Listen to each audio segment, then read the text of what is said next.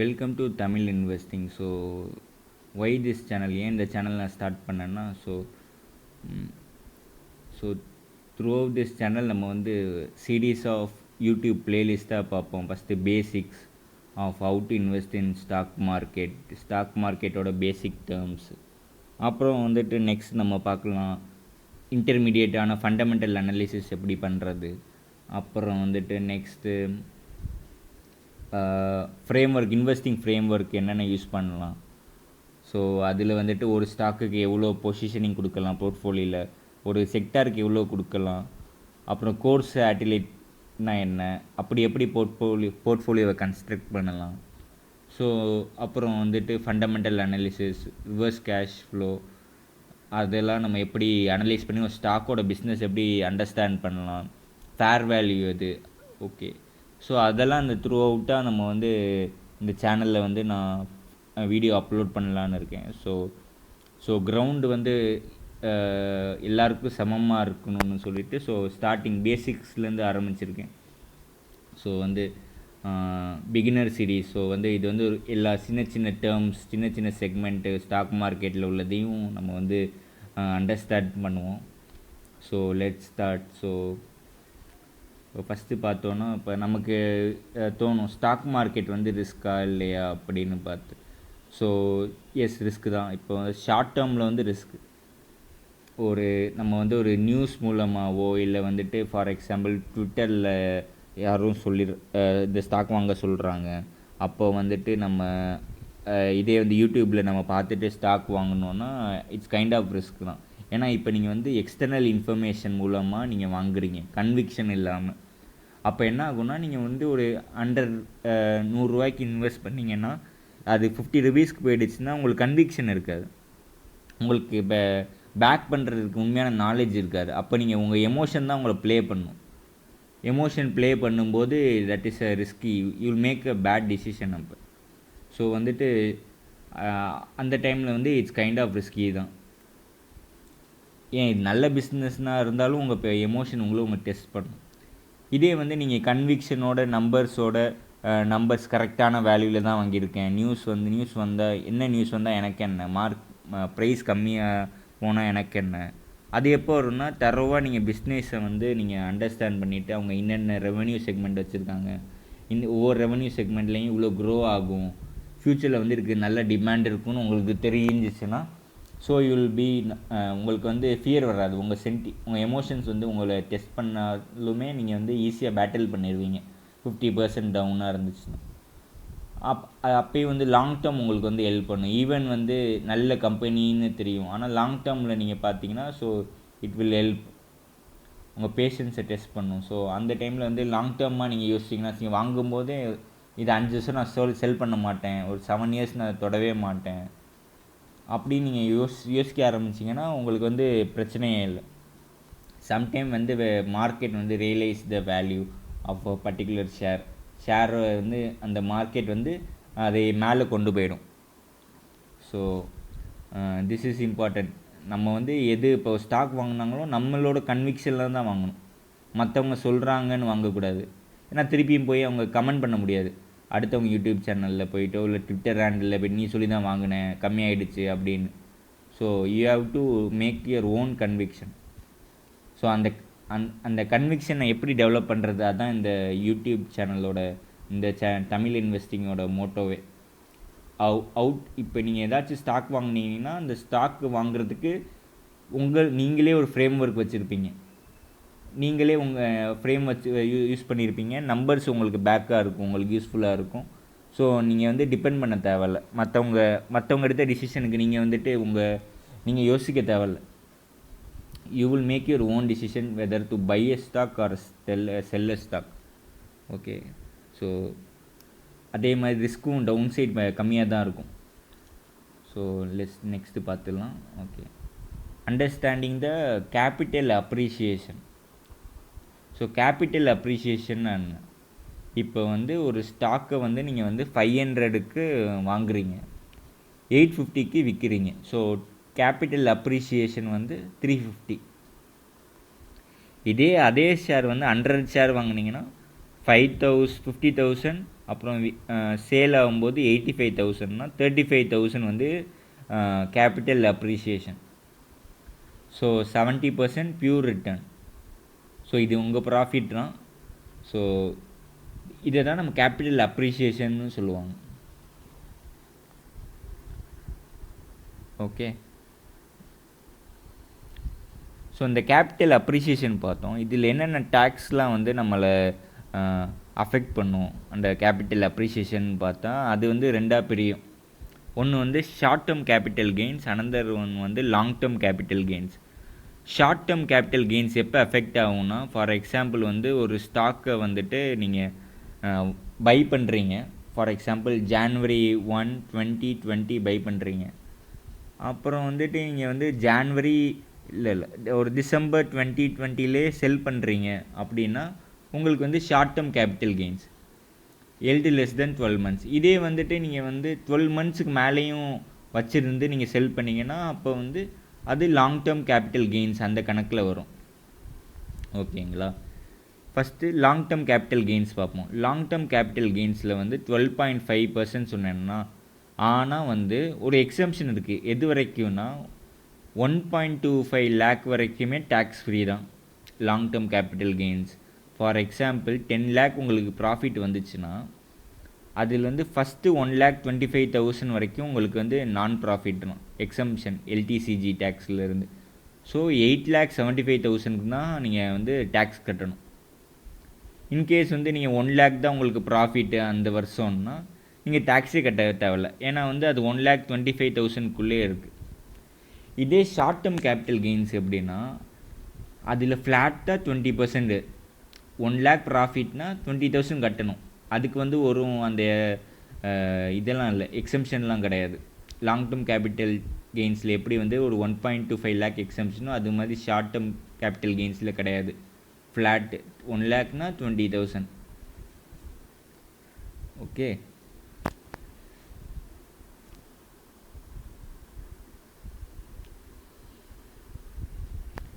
So next டிவிடெண்ட்னா என்னென்னா, இப்போ ஒரு கம்பெனி வந்து சம்டைம்ஸ் எல்லா கம்பெனியும் சொல்ல மாட்டேன், சில கம்பெனிஸ் வந்து அவங்க ப்ராஃபிட்டை வந்து கஸ்டமருக்கு ஷேர் பண்ணுவாங்க, பேட் அவுட் பண்ணிடுவாங்க. எவ்ரி குவார்ட்டரோ இல்லை வந்து இயர்லி ட்வைஸோ வந்து ஷேர் பண்ணுவாங்க.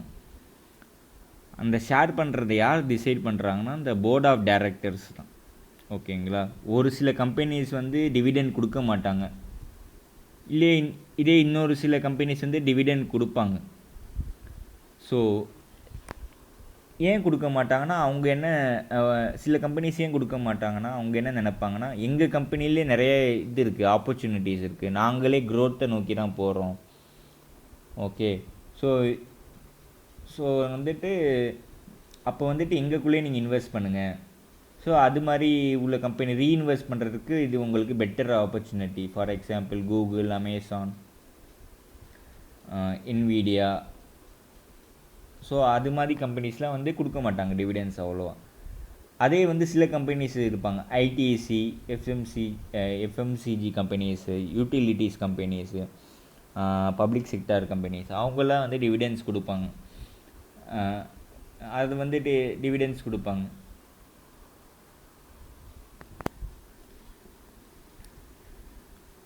ஓகே. ஸோ இதான் டிவிடெண்ட்ஸ்.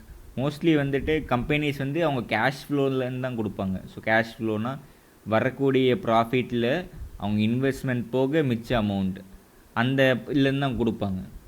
ஸோ இதே நம்ம பார்ப்போம் டிவிடெண்ட்ஸ் எப்படி கொடுக்குறாங்க அப்படின்ட்டு.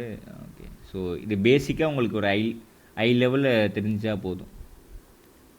ஓகே. இப்போ வந்து டிவிடெண்ட் டேக்ஸ் அப்படின்னு இருக்குது. ஓகேங்களா. டிவிடெண்ட்டுக்கு டேக்ஸு ஃபஸ்ட்டு வந்து டிடிஎஸ் எப்போ அப்ளை ஆகும்னா, இப்போ வந்து ஒரு கம்பெனி வந்துட்டு உங்களுக்கு வந்துட்டு 10,000க்கு மேலே அவங்க டிவிடெண்ட் தர்றாங்க. இப்போ ஐடிஎஸ்சியில் நீங்கள் வந்துட்டு 2 lakh இன்வெஸ்ட் பண்ணுறீங்க அப்படின்னா வந்து அவங்க வந்து 10,000 கொடுத்தாங்கன்னா பெர் இயருக்கு 10,000 கிராஸ் ஆகும் டிவிடெண்ட். ஓகேங்களா.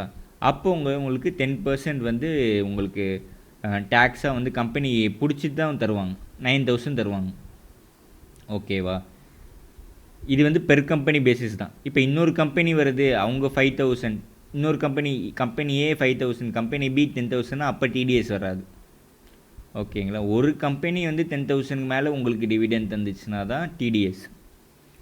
ஓகே, அப்புறம் வந்துட்டு டிவிடெண்ட் வந்து உங்களுக்கு நெக்ஸ்ட் என்ன ஆகும்னா உங்கள் ரெகுலர் இன்கம் ப்ராக்கெட்டில் போயிடும். ஓகேங்களா, ஸோ வந்து உங்கள் எப்போ அதை வந்து ரெகுலர் இன்கம்மாக கன்சிடர் பண்ணுவாங்க.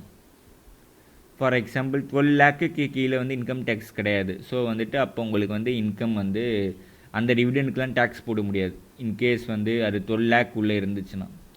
இதே வந்து அது 12 லேக் மேலே போணுச்சுன்னா அந்த இன்க்ரீஸ் ஆன அமௌண்ட்டுக்கு வந்துட்டு உங்கள் சேலரியில் எப்படி டேக்ஸ் பிடிப்பாங்களோ அதே மாதிரி இந்த டிவிடெண்டுக்கும் வந்துட்டு டேக்ஸ் பிடிப்பாங்க. ஸோ அதுக்கு எக்ஸாம்பிள். அப்புறம் வந்துட்டு உங்களுக்கு லைட்டாக வித்தியாசமாக இருக்கும்.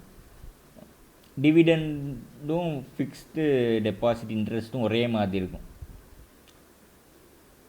ஃபஸ்ட்டு வித்தியாசம் என்னென்னா, டிவிடெண்டுங்கிறது வந்து ஒரு ஸ்டாக் வாங்குறீங்க.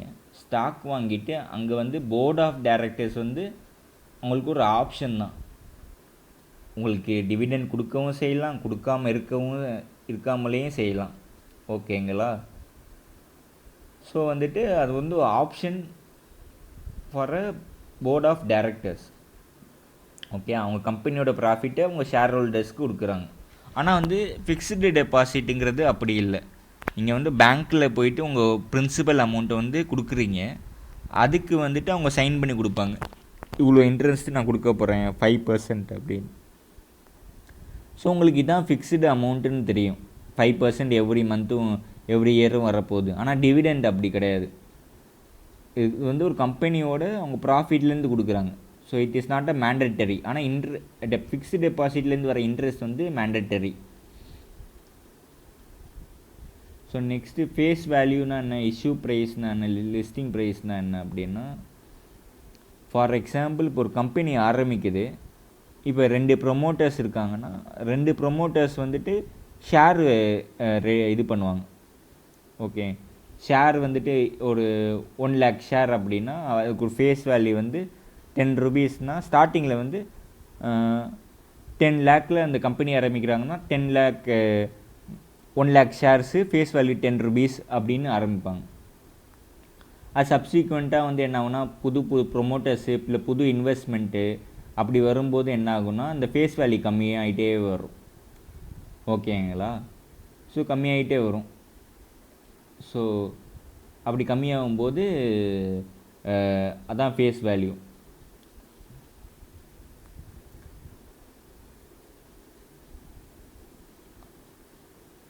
So next issue price. Issue ப்ரைஸ்னால் என்னென்னா, இப்போ வந்து ஒரு கம்பெனி வந்துட்டு க்ரியேட் பண்ணிட்டாங்க, அவங்க ப்ராஃபிட்டில் போகுது, அவங்க ஐபிஓவில் வர்றாங்க. ஐபிஓவில் வரும்போது ரீட்டெயில் இன்வெஸ்டர்ஸ்கிட்ட வந்துட்டு எங்களோட ஷேர்ஸ் வந்து 76 rupees தான், நீங்கள் வாங்கிக்கலாம் அப்படின்னு வந்து ஐபிஓவில் வந்து சொல்கிறாங்க. அதுக்கு பேர் தான் இஷ்யூ ப்ரைஸ்.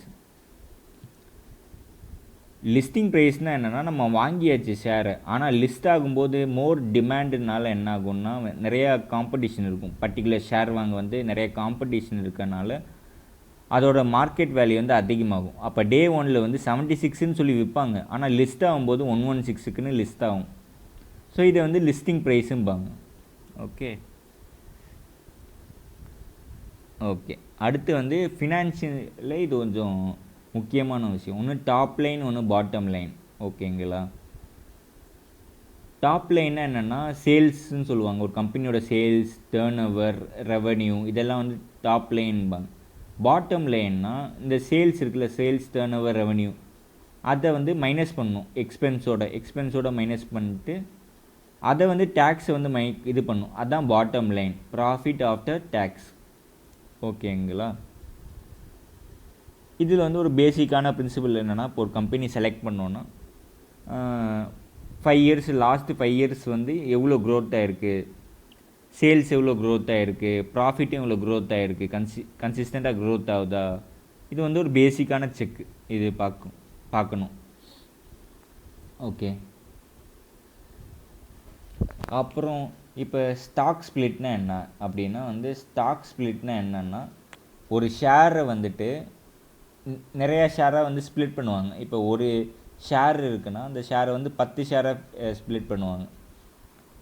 அப்போ வந்து மார்க்கெட் கேப் வந்து மார்க்கெட் வேல்யூ வந்து சேமாக தான் இருக்கும். ஃபார் எக்ஸாம்பிள் வந்து ஓகே, இப்போ வந்து ஒரு 50,000 ஷேர் இருக்குது ஓகேங்களா. அதோட மார்க்கெட் ப்ரைஸ் ஒரு ஷேரோட வேல்யூ வந்து 2 rupees ஓகேங்களா பிஃபோர் ஸ்ப்ளிட். ஆஃப்டர் ஸ்ப்ளிட் வந்து 5 ஸ்ப்ளிட் ஆகுது ஓகேங்களா. அப்போ என்ன ஆகும்னா ஷேரோட விலை வந்து 5 டைம்ஸாக வந்து மல்டிப்ளை ஆகும். மார்க்கெட் ப்ரைஸ் இருக்குல்ல பெர் ஷேரு அது வந்து 5ஆல் டிவைட் ஆகும். அப்போ வந்து என்ன ஆகும்னா ஷேர் சேமாக தான் இருக்கும், மார்க்கெட் டோட்டல் வேல்யூ சேமாக தான் இருக்கும் ஓகேங்களா. ஆனால் வந்து இந்த ஷேர் நம்பர் இன்க்ரீஸ் ஆகும், இந்த ப்ரைஸு கம்மியாகும். இது மோஸ்ட்லி எதுக்கு பண்ணுவாங்கன்னா பிகாஸ் வந்து கம்பெனிஸ் வந்து அவங்க ஷேரை வந்து நியூ ரீட்டைல் இன்வெஸ்டர்ஸ் வர்றதுக்காக ட்ரேடபிலிட்டி அதிகமாகணும். ஏன்னா வந்து ஷேர் ப்ரைஸ் அதிகமாகிடுச்சுன்னு வச்சுக்கோங்களேன், புது நியூ ரீட்டைல் இன்வெஸ்டர்ஸ் வந்து அதை வாங்க யோசிப்பாங்க. ஏன்னா இப்போ 5,000 10,000 போயிடுச்சுன்னா ஷேரு அவங்களால ஒரே அமௌண்ட்டில் வாங்க முடியாது. அப்போ வந்து கம்மி பண்ணுவாங்க, ஸ்ப்ளிட் பண்ணுவாங்க. ஓகே, அப்போ என்ன ஆகும்னா ஃபேஸ் வேல்யூவும் வந்து கம்மியாயிரும். 10 rupeesல இருந்த ஃபேஸ் வேல்யூ 5 டைம்ஸ் இன்க்ரீஸ் ஆனிச்சுன்னா மல்டிப்ளை ஆனிச்சுன்னா இப்போ டிவைட் பை 5 ஃபேஸ் வேல்யூவும் கம்மியாயிடும். 10 rupeesலேருந்து 2 rupees மாறிடும். So this is first video. So நம்ம பேசிக்லேருந்து ஆரம்பிப்போம். பிகினர் பிகினர் வந்து ஈச் அண்ட் ஸ்மால் டேர்ம்ஸு அப்படி பார்ப்போம். அப்புறம் கொஞ்சம் கொஞ்சமாக வந்து பேலன்ஸ் ஷீட்டுக்கு போவோம். ஒரு கம்பெனி நல்லா இருக்கா இல்லையா அந்த அனாலிசிஸ் பார்ப்போம், மேத்து பார்ப்போம், நம்பர்ஸ் பார்ப்போம். ஸோ பொறுமையாக பார்ப்போம். ஸோ ஃபஸ்ட்டு நம்ம ஸ்க்ராட்ச் தான் பண்ணியிருக்கோம். ஸோ நெக்ஸ்ட் வீடியோவில் இன்னொரு விஷயத்தை நம்ம ஸ்டார்ட் பண்ணலாம். நெக்ஸ்ட்டு கீ டேர்ம்ஸ் மற்ற விஷயங்களெல்லாம் பார்க்கலாம். Okay, thank you.